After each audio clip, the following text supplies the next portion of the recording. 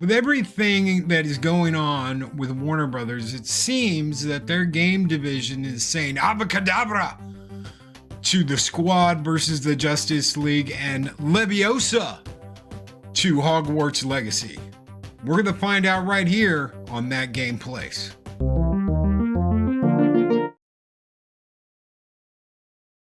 Hi, friends. It's CC here with That Game Place, and I have to tell you right now, we're very excited. There was an announcement made. It's official, and I don't know what spell I'm casting right now, but something's swinging around in this room. Anyway, Warner Brothers Discovery is leaning into their biggest priority, which is Hogwarts Legacy, and we're here to talk about it. I'm very excited. Loki, what do you think? Are you stoked about this, or is it just me? Wands at the ready. Culture, wands at the ready. I am ready. I want some more Hogwarts Legacy. I've gotten to dip into a little bit of the Harry Potter Quidditch World Cup game. I'm liking it. It's not like, the best game ever. It's a $40 game, but it's fun so far. If we can get more of that in Hogwarts Legacy in a sequel, that'd be absolutely killer. I can't wait. We want more games like this. Well, actually, I have that available for us to talk about right here because John F. Trent over at that Park Place, our sister site, he's wrote this story. Warner Brothers Discovery CFO says one of the company's biggest priorities is Hogwarts Legacy's successor. So we have something to look forward to. Let's take a look. We've got Warner Brothers Discovery CFO Gunnar Weidenfels recently revealed that one of the company's biggest blah, blah, blah, blah, blah. More John, there. But anyway, so we get to it. I know it's SEO, but still. Anyway, during an appearance at Bank of America's 2024 Media Communications and Entertainment Conference, a place where news usually does get broken, Variety reported that Weidenfeld said, obviously, a successor to Hogwarts Legacy is one of the biggest priorities in a couple of years down the road. He added, so there is certainly a significant growth contribution from that game business in our strategic outlook here. Now, I think what he was saying is very telling because, while he didn't use the word game, he just said from that business in our strategic overlook here. What he's saying is good games are important and they make us money. Bad games are bad and they lose us money. And I think they just want to make more good games. What do you think, Loki? I absolutely agree. And we need more. We need more Harry Potter. We need more Hogwarts. Everything that they can do, they need to be doing. Warner Brothers is not in the best position right now. They need to be making money. And the best way to do that is to use their IPs and come out with proper good entertainment. What do we mean by that? We mean stuff that's fun, that's enjoyable, that you can have fun with, that you can lose yourself in. Not regurgitated remakes and redos and soft reboots. We want good entertainment. And if they can come out with a good game that gives us a really good game that we can really get our wands into, that's so much the better. Give it to us. Give it to us in droves. We'll take it. Yeah, well, whatever you've been doing over there, I've been trying to counter over here. So you're waving your wand around like a maniac. I don't know what's happened. There's all kinds of things flying around the room now. But look, after the massive success of Warner Brothers Discovery selling over 22 million copies in just 2023 alone, good gravy.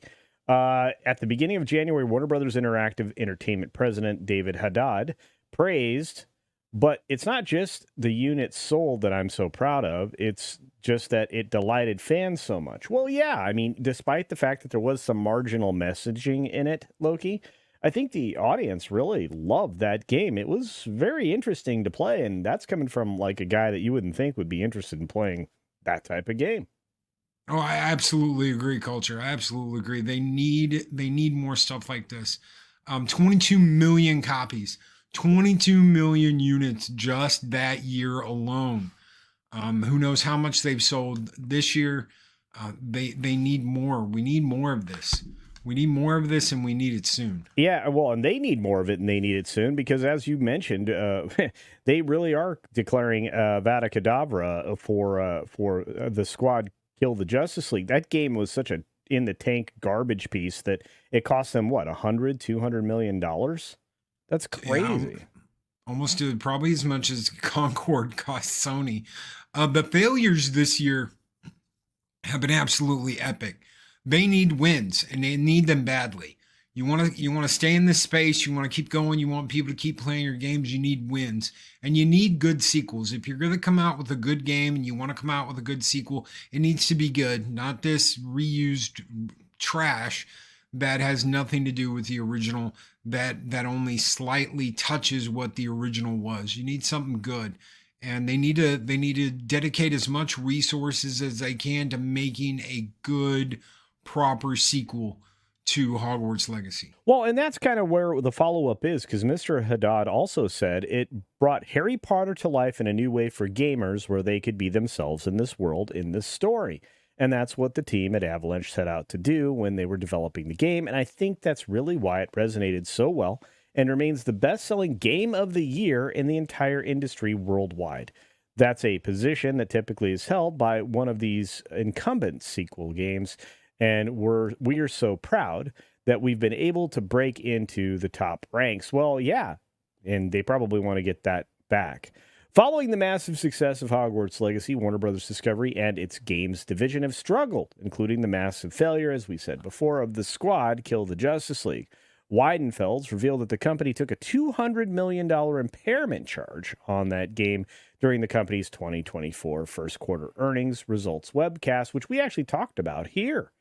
He explained that starting with studios, the $400 million plus year-over-year decline, well, yeah, you didn't sell any units, Q1, was primarily due to the very tough comp we faced in games against the success of Hogwarts Legacy last year in the first quarter, in conjunction with the disappointing The Squad release in the past quarter, which we impaired, leading to a $200 million impact to EBITDA in the first quarter.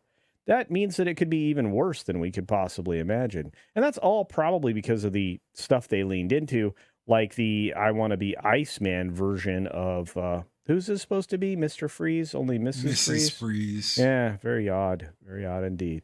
Most recently in the company's earnings release for its 2024 Q2, Warner Brothers Discovery shared that its games division revenue declined by 41%.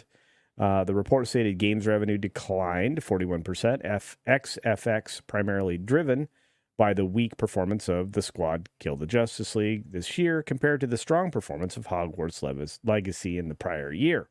Weidenfelds added during the earnings call, while we've called out last quarter, games are still struggling against last year's Hogwarts Legacy comp and a muted response to The Squad.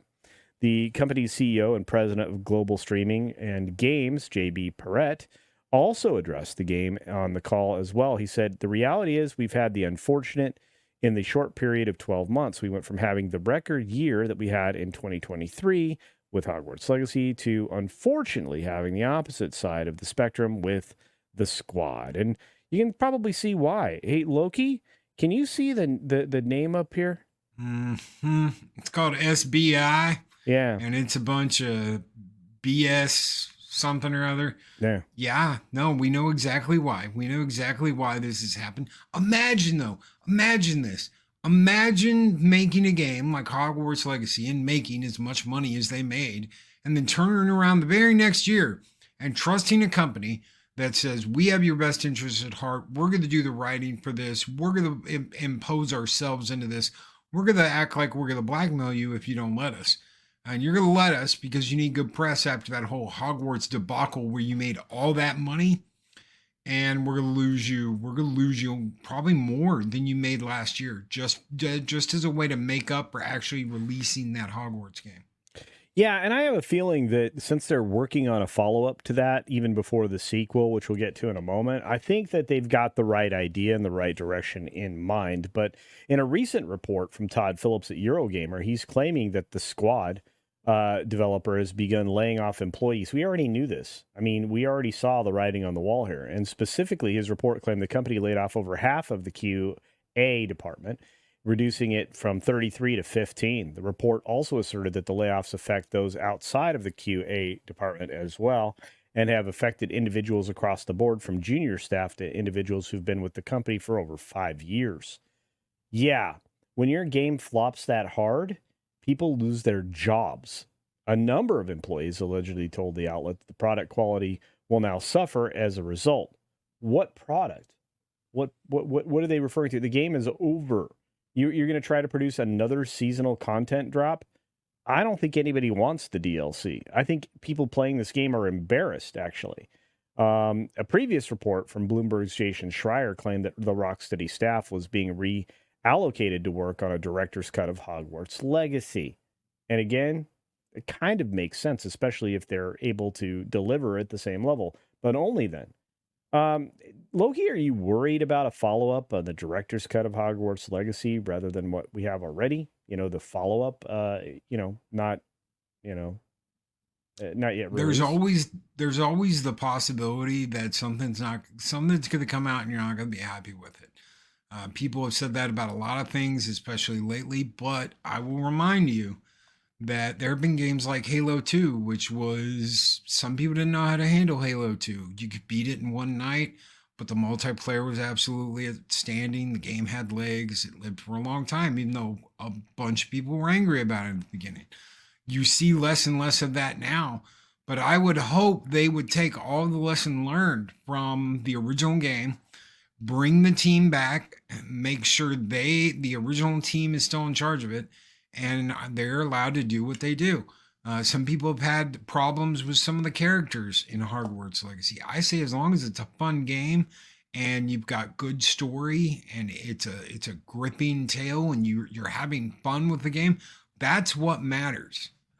So well, and the fact that obviously that Park Place and that Game Place are not the only ones covering this. You have Variety and all these other entities in the entertainment industry.